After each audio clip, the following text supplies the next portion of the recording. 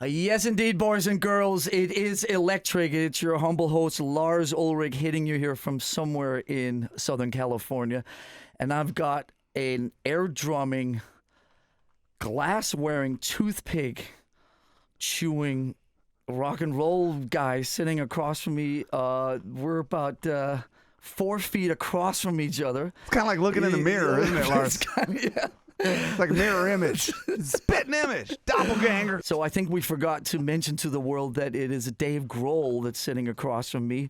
You've been up in your studio just doing interviews about the new album. We were in our studio talking to people from all over the world about our new record.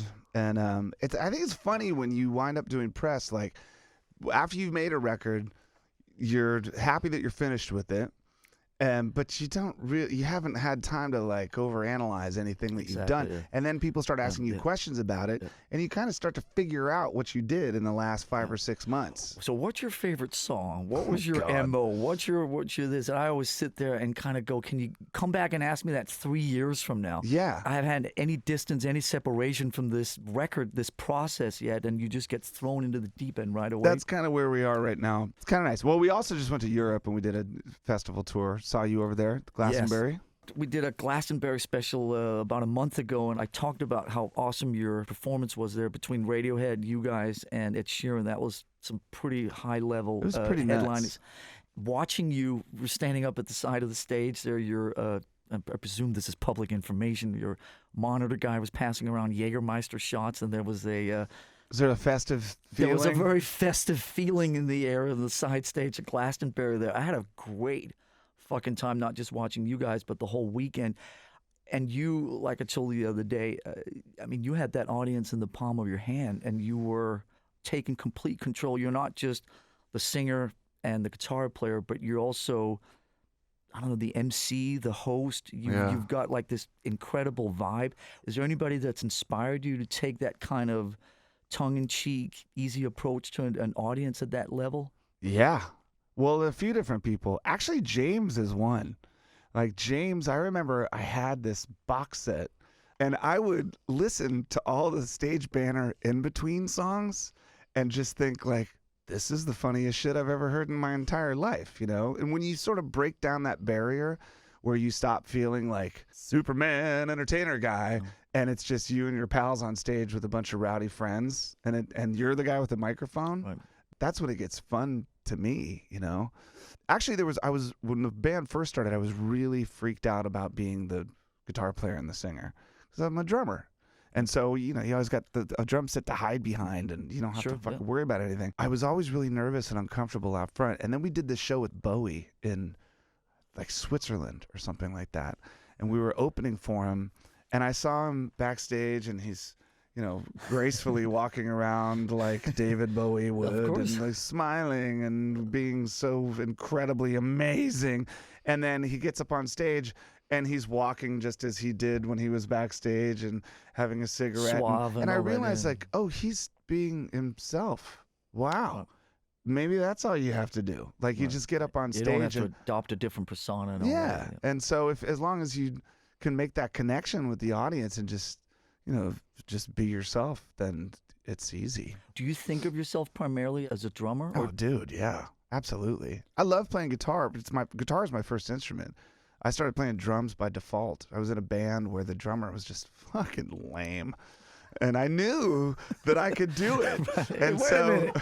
Get out of the way. Well, sort of. Yeah. I basically said, like, how about, I got an idea. Why don't you play bass and I'll play drums and totally rearrange Let's play the whole musical thing. chairs here. This is not the right setup. It actually worked. And but for me, it's playing. What was the name of that band? It was like Freak Baby or Mission Freak Impossible. Baby, of course. Yeah. I mean, it was just like. But there was no records or demos or anything involved. The first record I made, I think I was 15, and it was just a single that we made as a band, and it was that band. But with drums, it's like I don't really have to think about it. It's like dancing. You don't really think about dancing. You just kind of do it. Of course. And that's drumming. With guitar and singing, oh my God. Like, I have to really try. Sure. So it's, I guess, 94, right? Mm-hmm. And the whole Nirvana thing has come to an abrupt stop. Mm-hmm. What made you, was it a conscious decision to kind of, I'm going to pick up a guitar and start writing my own songs? I mean, there No. must have been some sort of moment where something shifted. Even before I was in Nirvana, I had this friend that had an 8-track studio. And I don't know how I figured it out, but I eventually realized, like, oh, wait, I could record something where I play all the instruments. If I do the drums first, and then I do the bass, and then I do guitar and put a vocal on it. And so I would ask him at the end of, I would always record on his shit, and then I would ask him at the end of a session, I'd say, hey, is there any tape left? Because I want to try something. Right. And then I'd sit down and record something in like 3 minutes. Then it would be like bass drums and guitars and stuff. And then I would play it for my friends, like, check out this new band. And they'd be like, wow, that's cool. Who's that? I'm like, that's me. And they're like, oh, well, we don't like it anymore because it's you. So for a long time, I would just do that. Like, even while I was in Nirvana, Can we all relate to that? Yeah. My friends don't like my band. Yeah, every time I have a great idea, I always get somebody else to say it just so they'll give it a shot. Exactly. And so I was recording all of these songs just in my basement by myself. And then when Nirvana was over, I didn't do anything for a while. I didn't want to do anything for a while. And then I thought, okay, I got to get my fucking head together. So there was a studio down the street from my house, and I just picked like 12 of my favorite songs that I'd written that nobody had ever heard, and just went in and over a long period of time, and pre-Nirvana. Yeah, from like 90 to 94, there was all this shit I'd recorded that I didn't really think anybody would ever hear. And, you know, I didn't want to like try to edge in on the songwriting in Nirvana because our songwriter was pretty kick-ass. And that's the famous joke, like, what's the last thing the drummer said before he got kicked out of the band? Hey guys, I got a song we should play, you know. So I didn't fucking want to. I didn't want to mess it up. I didn't get that memo, but I can relate to it. Note to Lars: don't say that. And so you know, so I just went in and did it, and that's how it started. Obviously, should be no surprise. You have one of the greatest drummers, or at least what I think is, you know, you're an insane drummer, but Hawkins? Taylor is just this fucking badass that sits back behind you. But you also, what was cool at Glastonbury, he came up and sang a song, and then you went back and played drums. I know, and I was which hammered too. I was so nervous. I was like, I had like 4 yeggs and a bunch of beer, and I got to go play fucking. What do we do? Under Pressure? I like you were so hammered. You're in front of 100,000 people at the biggest festival in the world on fucking live on BBC television. Well, I didn't realize that part. Okay. Nobody told me we were live on BBC. Afterwards, I was getting texts from people all over the country like, you guys were great. I'm like, how'd you fucking see it? Dude, the last time I had a beer before I went on stage was like in upstate New Jersey in like 1983 or something. On the Masters tour? No, on fucking like the Kill 'Em All. We were playing a New Year's Eve show with Anthrax. And I realized afterwards I played like half the show on the offbeat, you know, literally. Upside down. I got off stage. I go, you know, I got an idea. Let's not drink before we go on stage anymore. That was 34 years ago, but you were fucking hammered. I love it. Look, I love it. Here's the way I look at it. We were actually talking about this today, that the last tour that we did, there was a part of the tour, it was 70 shows. Taylor texts me, he's like, have you seen the itinerary for the tour? I'm like, no, man, I don't even want to look. He goes, it's like 70 shows. 70 dates. Is that what's ahead of you? Oh, no, we got more than that. I mean, this is, you know, we're just at the beginning now. You sort of put an end on it when you started. You just see what happens. Kind of see what happens. It's usually after like a year and a half. That's when we get a little crusty. But we say the same thing at the end of every tour. It's like, mark my fucking words, I am never doing this ever again. Yeah, I look at everybody and go, I don't want to see you. I don't want to see you. I want to see you for a fucking year. Don't even talk about music. And after 6 months, I'm like, I got some songs I want to do. I miss you. You know, every time. I want to get out there. And I can't help it. Like, I don't want to do anything else. We only do singles now. We don't do doubles, which means 2 shows over 2 consecutive days. Do you guys have sort of rules and boundaries, or do you do 2 in a row? Sure. Do you do 3 in a row? Sometimes. Wow. We have to. So you do 3 nights in a row where you play for, what, 2.5 hours, right? Sometimes 3. Mm-hmm. It doesn't fuck with your voice. No, by the last show, I sound like Lemmy or Jazz from Killing Joke, but who cares? You know, give the people what they want. I'm like, look, I want to see your hands. I mean, it gets a little crusty, but it's never. Look, like the last run, we hadn't been out for a couple years, and or maybe a year and a half or something like that. And I've just been driving a fucking minivan around the valley, packing lunches and going to the bus stop every morning. It's fine. Book me 3 in a row. It's okay. Get me out of here. Room service now. And no, but I mean, you kind of get to the point where you're like, God, how am I going to go up there and do that? I don't even remember how to do that. Right. And then right before the first show we did, we were at that Bottle Rock Festival in Napa Valley. That's right. Yeah. And it was, for a first show back, it was 50,000 people or whatever. It's like, okay, and we were about to come on stage. I could tell the guys were sort of nervous. That was your first show? Yeah, and I was kind of nervous too. But I looked at the guys and jokingly I was like, hey! We're the fucking Foo Fighters, okay? You were doing the prayer circle. Well, you know, we don't, like, I different bands have their different shit that they do before they go on. You know, like some bands fucking pray, or some bands like the high five or whatever the fuck. We just crack each other up. Like, I don't want to walk on stage until everyone's fucking dying laughing. I have to say, I told you this the other day, when I walked into your dressing room at Glastonbury, this is that was right before 15 20 minutes before we're sort of like, we're hovering outside, and I see your manager John, and it's like, go on in and say hi to them. I was like, I don't want to get in their shit. It's fucking 15 20 minutes before they're going. It's like, go on in, they'd love to see you. So I sort of like, tiptoe in, expecting fucking raised eyebrows and all this seriousness, and you guys are standing in the back room basically doing shots, fucking drinking. I mean, it's like the party's already started in the dressing room. If you walked into Metallica's dressing room... Yeah, what goes on in there? Y'all doing push-ups and shit? What are you doing? Taking your Doan's back pills and your fucking Geritol and shit? We're getting stretched, we're getting massaged, we're getting limbered up. I mean, it's like a fucking sports team. Really? It's as opposite as you can get from your vibe. And you guys were there, and I was kind of... Taylor, get stretched maybe? Do you want me to massage you a little bit? It's like, no. It's like, fuck. Yeah. That was very cool. And you guys were, you fucking shoved a beer in my hand and you were trying to get me to do I really fucking twisted your arm on that one, Lars. I know. I'm sorry. I didn't realize that you're living the clean life now. Hey, I'd only been up a couple hours. Okay. Yeah. I know you tried. You did resist. You're like, I'm going to hold off. I'm like, drink that fucking beer, Lars, now. I know. I mean, that's the way... Just in a couple of years, you'll be there. Geritol, the whole fucking Absolutely. thing. I'll be getting a colonic right before going on, and it's going to happen. And I know this, but at the moment, it's still a party.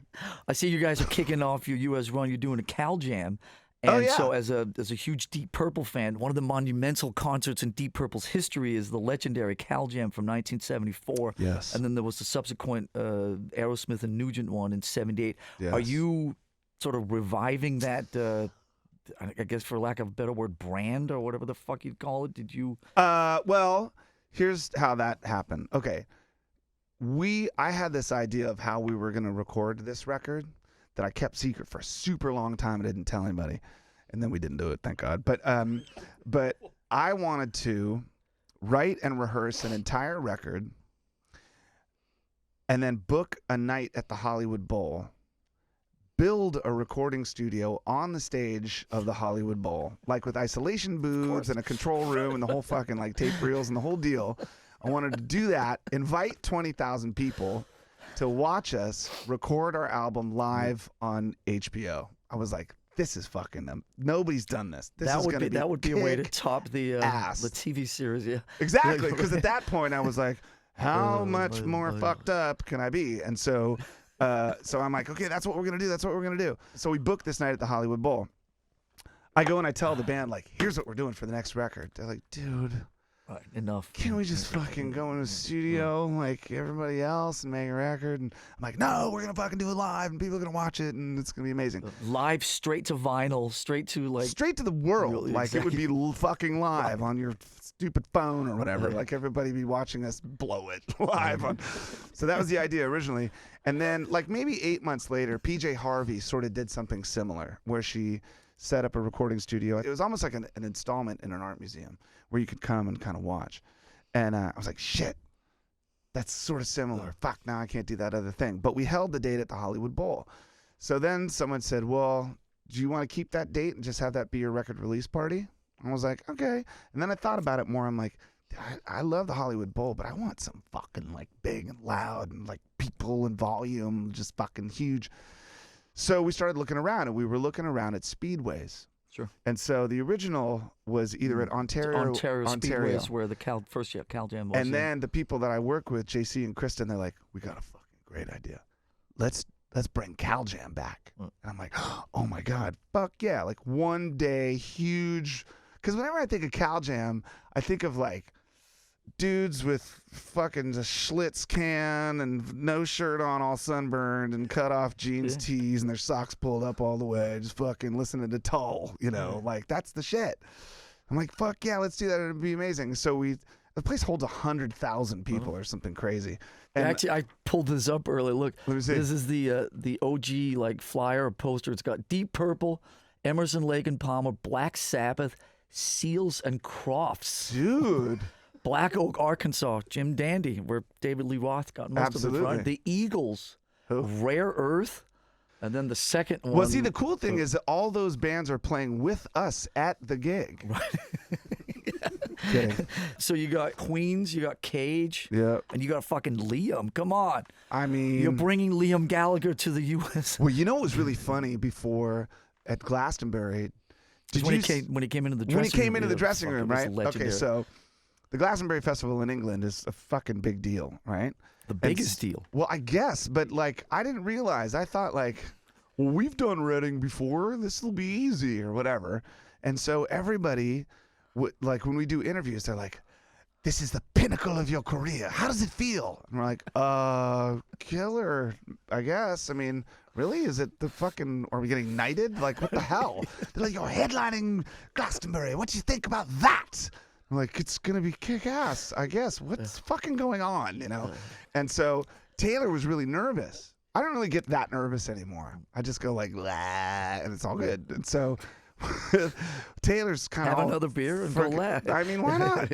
Taylor's all freaked out. He's like, dude, I'm getting kind of nervous about this Glastonbury thing. Everyone's making it sound like it's like a fucking huge deal. Dude, I should have warmed him up a little bit. I fucking like giving him a massage. Yeah, give him some of that Metallica shit, man. Squish on him, loosen him up. Metallica Geritol. Get some of the fucking, get him all veely. And so he's all nervous and shit. Like, whew, I could see him. And then Liam walks in.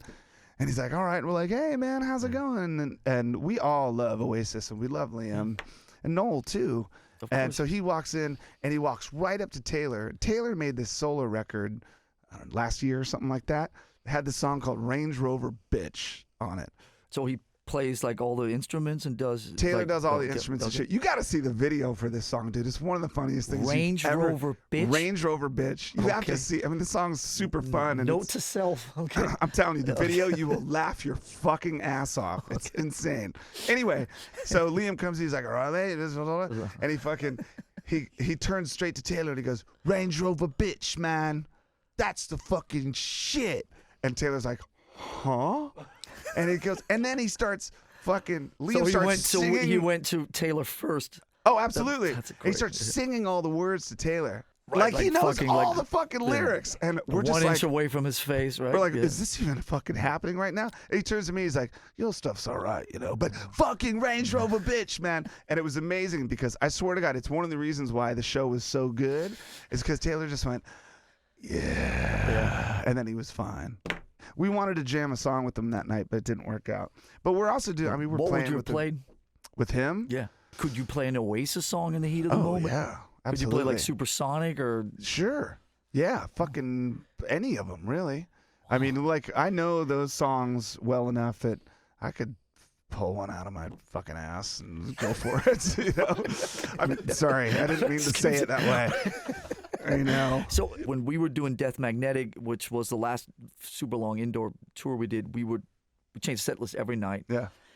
We had around 60 songs that we could play more or less at a given note. I mean, we have that tuning room back there, and we, put in, Through the Never or whatever, and we'd warm it up. But When you say you can pull them out of your ass, how many songs can you pull out of your ass at a given's notice? Okay, so Taylor has this cover band called Chevy Metal that he started. Sure. It was like 15 years ago, and he just started it so that he'd stay in shape when we weren't touring, where he plays drums and he sings. My kids and I went and saw them. They were playing on one of the Orion festivals. That's right. They played Van Halen and all this way cool shit. Yeah, it's fun.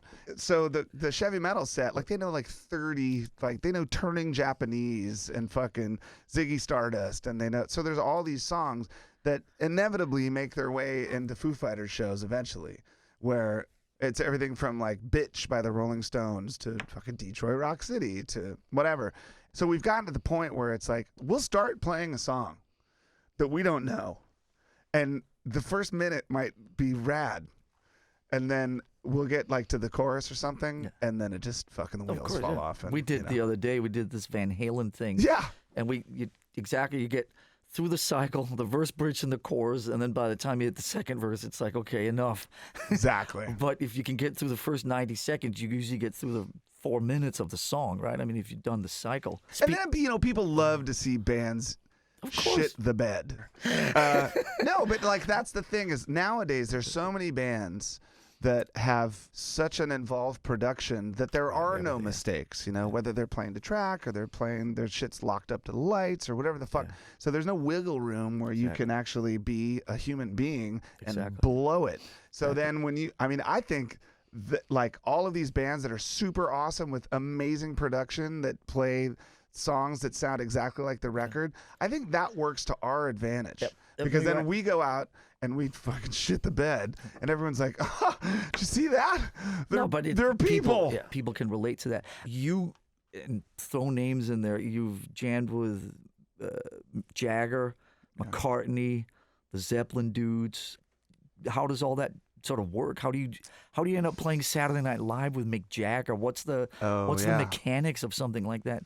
Well, that in particular, we were home, and I got a call on my cell phone just out of the blue, like, "Hi, Lorne Michaels' assistant. Could you hold, please?" I'm like, okay.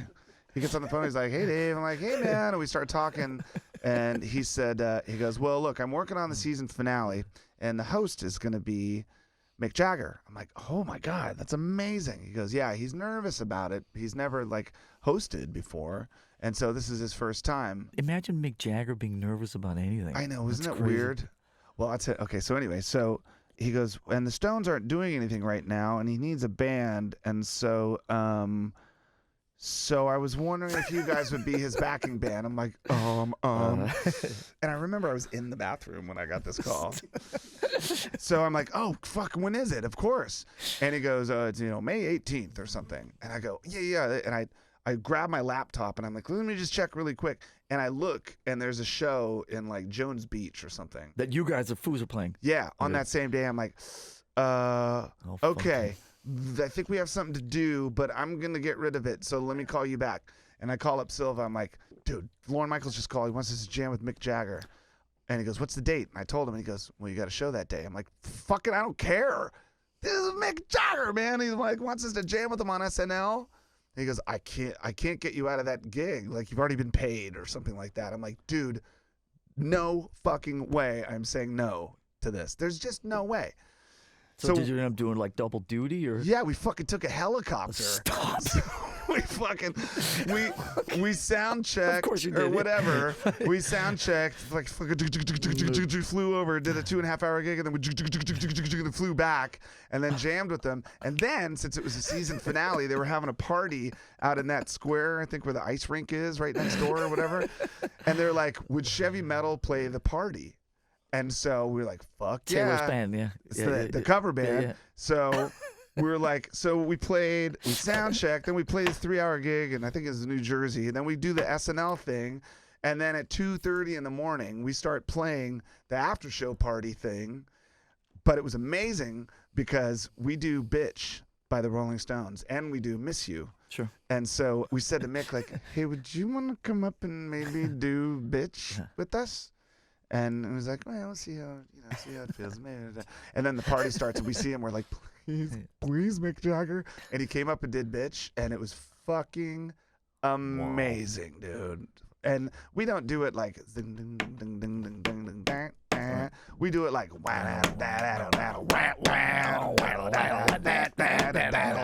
and it's like he was so fucking on it, and the audience just like, oh my god. So he ends, and we just go straight into Miss You, like to make sure he doesn't leave the stage. And it was unbelievable. Let me just be a fanboy and geek out here. Like, you play with McCartney. What do you walk away from other than the great stories? And I think that when you jam with somebody, you learn a lot about them as a person without talking. you recorded with Paul, haven't you also? We did. On what was the project? It was a Sound City documentary. Oh, that's right, yeah. And it was amazing, you know, like, because it was so simple. But you guys wrote it together. We did in like half an hour or something like that. And but we're recording it really quickly, and it was me and Novoselic from Nirvana and Pat Smear, and I'm on the drums, and Paul was playing this crazy guitar that's made out of a cigar box. It just happened out of a jam. It was like so fast. He went out and sang it, or no, he sang it as we were jamming on it and writing it, and then it was time to like do backup vocals. And he's like, all right, should we do the high note? Okay, let's do the high note together. Or you do the low note and I'll do the high note. I go, okay. And then we go like, ah. And Butch, the producer's like, okay, that sounds great. I looked at Paul and I said, God, why can't it always be this easy?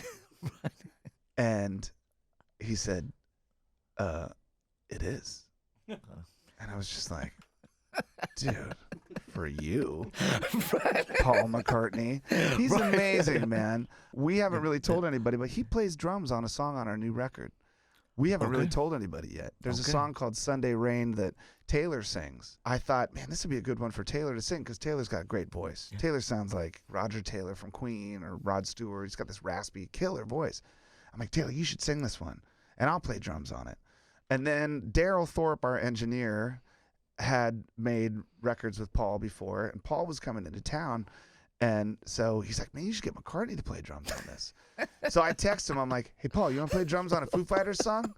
And he basically says like, you're crazy, man, I don't know. And then I saw him when he was we went out to dinner, and he was like, he said, what's this song that you want me to play drums on? Because you know he's played on he's played on so much stuff that you don't even know he's played on. And I don't want to interrupt you, but I'll tell a really quick story. And I don't want to give too much away in case the guilty parties get offended, but you know, our friend who hosts a party every year in the end of February, he had another party that I went to like a year and a half ago. I don't think you were there, but it was like a birthday party or something. And so they had all this equipment set up out in the backyard, and they were encouraging all these people to play together. Mm-hmm. So Bono and the Edge go up and start playing, right? Mm-hmm. They're playing one of the songs from the new album, and there's a drum kit up there, and there's a bass, and I'm like, this is my fucking chance to drum in U2, or to drum with Bono and the Edge. Right. And I'm like, I'm start building up the courage. Yeah. I'm standing at the back hoping nobody will see me, and I'm just like, okay, I'm fucking 15 seconds away from walking. I'm 10 seconds away. I think I can hear the beat. And I'm just like, okay, I'm going to start walking up. And right as I start walking up, this other guy is like 5 feet ahead of me and walks up, and I can't see who it is. And then he goes up and sits behind the drum kit up there, and it's Paul McCartney. Paul? And I say, wait a minute, motherfucker. Oh, he took it from you. I'm supposed to play drums in U2. That was my shot. And then I like ran screaming out of there and haven't been back since. But it was like, he's a great drummer. I mean, he was sitting there. And it was so cool because there was no phones allowed, as you know, at that party. Mm-hmm. And it was just something that existed in the people's minds that were there. Yeah. Except now that I've blown it and talked about it on the air, and not going back to that party anytime soon. Invited back. But Lars is a snitch. Everybody knows. Don't invite him. He's a fucking blabbermouth. Don't fucking say anything. But yeah, dude. So, but I promise I won't tell anybody the McCartney drums on your new album too. If you'll not share my. You better tell us some people. It's fucking great. There's some stuff on this record where Greg, the producer, who's a fucking genius, man. I've never worked with anybody as talented and brilliant as Greg Kurstin. That dude is a fucking. Is that first record you've made with him? Yeah. He has this band called The Bird and the Bee. There's sort of like electro dream pop it's just he and this girl, Anara George, whose dad was Lowell George from Little Feat. Oh yeah. But one day I was driving my car and I heard one of their songs, and it was like if Brian Wilson and the Beach Boys played "Girl from Ipanema," but Liam from The Prodigy produced it. It was like super, like, but melodically, and the arrangement and the composition and the harmonies and the melodies and the modulation, like it was like smarty pants shit. It wasn't like cowboy chord stuff. It was like somebody went to school, because this is fucking highbrow. I bought the record and it blew my mind. It honestly, like, and then like 2 months later, I'm in a restaurant in Hawaii, at the place in Hawaii where I have a place, and you've been, and I look across the restaurant and I see the dude from The Bird and the Bee, and I'm like, oh, holy shit. So I totally star fuck him, like in front of his family. I'm like, I'm sorry, I don't want to interrupt, I know I'm an asshole, but you're a fucking genius, dude. Oh my god, I'm so obsessed with your record. What the heck, what are you doing here?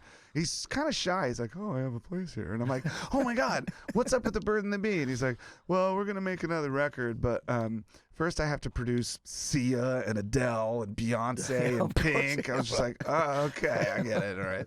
And then we made friends, but he's born and raised here in Los Angeles.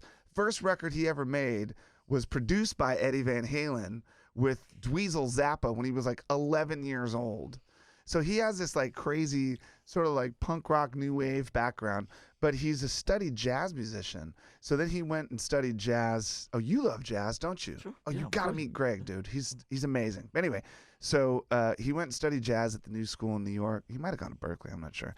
But so we would like sit there waiting around in the pool talking about like Coltrane or the Bad Brains or the Beach Boys or Hawkwind or Steely Dan or whatever. And we just sat and talked about music for years, like 3 years. We would see each other down there. But meanwhile, every time I'd go down there, fucking, you know, Sia would have a gigantic hit. And then like Hello by Adele comes out. And my wife is like, guess who fucking produced that? I'm like, who? She goes, Greg. I'm like, are you fucking kidding me? He's such an unassuming mellow dude. Right. And not like some bling bling pop producer dude. He's just like a fucking mellow dad, you know? And so then I started thinking about making the next record. I call up John Silva, my manager. I'm like, what about Greg Kurstin? And he's like, good luck, get in line. He's the hottest producer in the world. He's got an 8-month wait on every. He's fucking, and I'm like, fuck, okay, never mind. Bad idea. And then the next time we were in Hawaii, we were having dinner, and I said to Greg, I'm like, yeah, I fucking made the mistake of saying I wanted to make a record to you to my manager. He was like, good luck, get in line.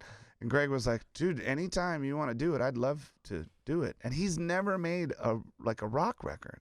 He's made Beck records, and he's made records with the Shins and Tegan and Sarah and stuff like that. But he's never made like a blown out rock record. 4 dudes in a room play for 6 dudes playing. Yeah. And so he was like, oh, I'd love to. And so then I go back to my guys. I'm like, dude, here's what we do. Greg Kurstin should produce. And they're like, who's he? And I'm like, well, he fucking produced Adele. And Pat Smear, our guitar player, goes, what'd she sound like? Because he's never heard it. I'm like, really?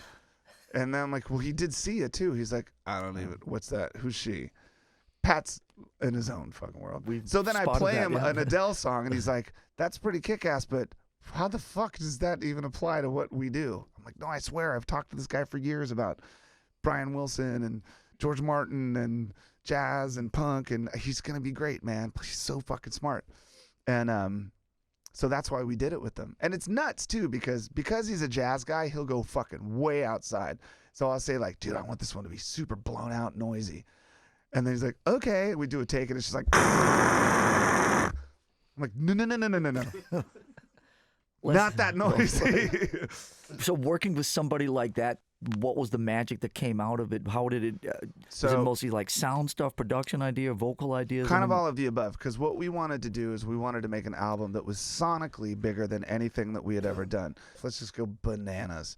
So we'd record something and then do sort of the usual configuration of what we do, but then I'd say, I think I got a harmony. And I'd go in and sing a harmony over the chorus thing. And then Greg would say, okay, I hear another one if you want to put another one on there. And I'd go, yeah, sure. So he'd sit down at a piano and he'd be like, sing this. And he'd send me like a line and I'd sing that. And then I'd like triple track it. and he'd go, oh, actually, you know what? Sing this too. And I'd sing another one. And he's like, you want to do one more? I'm like, yeah. I'd sing another harmony line. And he's like, oh, wait, I got 2 more. And so now it's a 7-part harmony with like 28 vocals. And then you'd go, and he can see it shaping. Like, he knows what he's doing. And I'm just lost. Like, just give it to me. I'll sing it. What is it? I don't even know. And then you go in and he pushes up all the faders. And it becomes like fucking Beach Boys. Fucking Bohemian Rhapsody. Yeah. And the first time we did it, there's this song called Concrete and Gold. It's the last song on the record. Super dirgy, heavy riff with like this kind of whispery vocal that then just fucking blows up into the biggest sounding thing we've ever done. It's like a mushroom cloud. It just goes,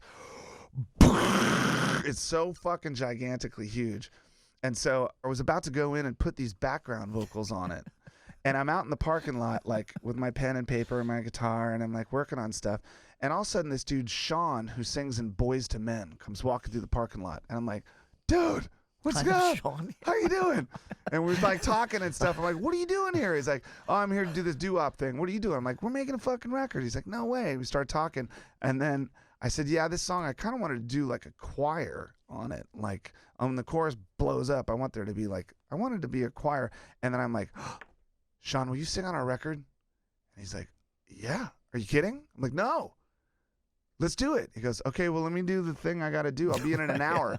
So I run in there and I tell everybody, I'm like, guys, fucking dude from Boys to Men's going to sing on the thing. And they're like, how do you know the guy from, I was like, he's in the parking lot. So he comes in and play him the song. And I'm nervous because it's like the verse is just like, it's dark. Like, it's almost like Black Flag, My War, or Sabbath. It's like dark. But then it like blows up into this crazy Pink Floyd thing. And so I play it for him, and he's like, what do you want me to do? I'm like, I want it to sound like a choir. And he's like, all right, here's what I'm going to do. I'm going to sing a triad, which I didn't even know what that meant. He goes, I'm going to sing a triad, then I'm going to do a wandering track, then I'm going to harmonize to the wandering track. I'm like, just do whatever you did in Boys to Men, please. Just do that. So he goes in, and dude, the way he did it, and the sound, and the tone of his voice, and the control that he has. I mean, it was so like, he did a whole choir by himself. Yes. Insane. And it turned the song into, it had to be the last song on the record because everything after that's like a fucking flea fart. So it's just like, it was just so gigantically huge. It was maybe the 3rd song or 4th song that we recorded. And I turn around to the rest of the guys after he split. I'm like, the rest of the record has to sound this big. I'm telling you. And we kind of did it. Do you sort of write somewhere else and then bring it in, or kind of? I mean, my house is like full of kids and stuff, and it's like I don't have a minute to myself. So I Airbnb'd a house in Ojai and fucking brought a case of wine. As one does.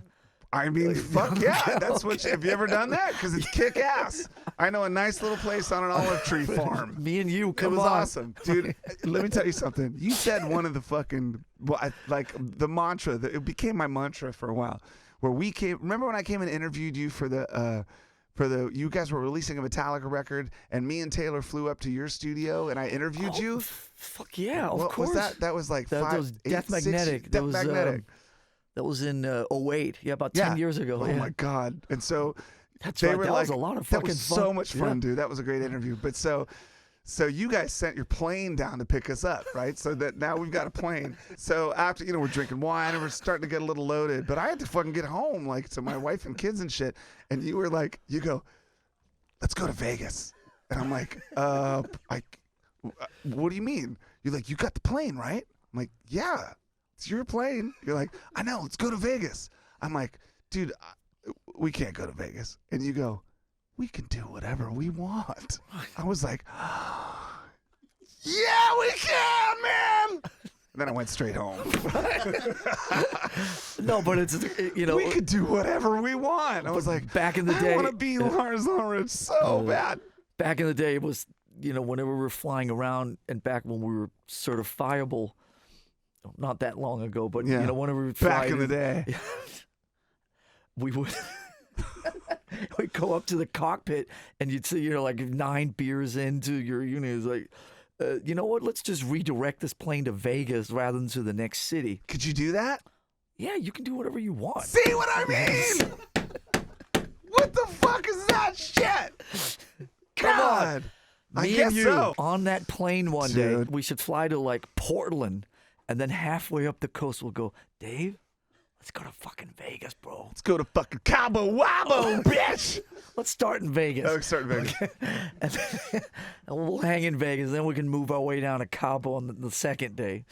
But listen, I mean, fuck, you gotta. Hey, you know what, brother? I feel you. If I was the fucking drummer of Metallica, I'd be doing the same goddamn thing. Wait a minute, we were talking about writing songs. Doesn't even matter what we were talking about.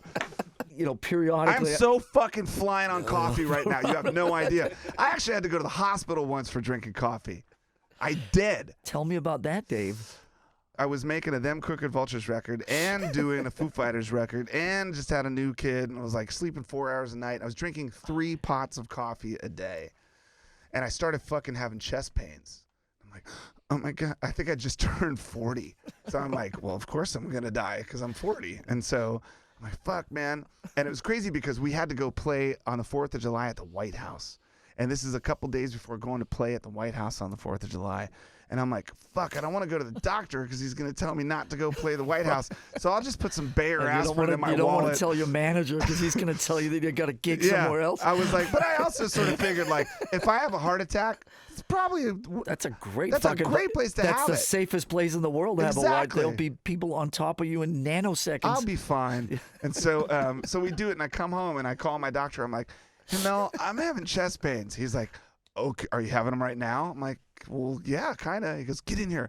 So I go into the doctor's office and like full $6 million man, like on the treadmill and fucking x-rays and fucking stuff everywhere and looking at the readouts. He's like, okay, I don't like, he's doing sonograms and stuff. He's like, you weren't pregnant, were you? Not yet.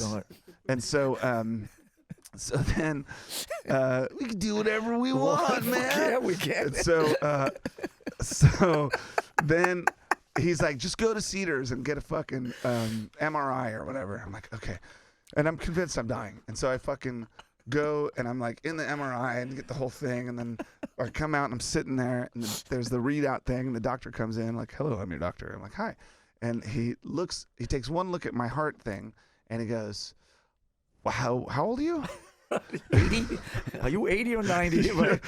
And I said, I'm 40. And he goes, you shouldn't be alive right now. He goes, you have no heart. No, he goes, why are you here? And I said, because I'm having fucking chest pains, man. I think I'm going to die. And he goes, all right, well, your heart looks fine. Are you under a lot of stress? I'm like, dude, a little bit. And he goes, do you sleep much? I sleep like 4 hours a night. I'm not a sleepy person. I mean, could you imagine? Like, okay, just time this out. does not shut down. It's like I'm on a dimmer switch. Okay. Well, you told me the other day you were up at 5:30 in the morning scooping dog shit off the lawn or something. Bare hands, Lars. Bare hands. Okay, Dave. I didn't have a plastic bag, so I got all fucking shitty. No. So he's like, okay. And he's like, do you sleep much? I'm like, no. He goes, do you drink coffee? I was like, yeah, I fucking shoot coffee into my eyeball. A little bit. And he goes, all right, well, I told him, like, he goes, what do you do? I'm like, I'm a musician. I play drums and stuff like that. He goes, all right, well, you know, lay back on the coffee, play drums 3 or 4 days a week, and have a glass of red wine before bed. That was his prescription. I was like, fuck it. And you took that to heart. He's around a cold, I feel good. Yeah, I was like, oh, you're a doctor. You must know what you're talking about. And I did. Look at me now. It worked. Like a fucking charm. On that happy note, where Lars and Dave are signing off. It's Electric episode 429. Over and done. Thank you very much. Remember, boys and girls, never ever refer to yourself in the third person. See you next week. Okay, there you go. This chair is like sitting on LeBron's toilet. Look at this fucking thing. I had a girlfriend that lived in a house. Wait, turn it back on. Wait, off. Off, cut.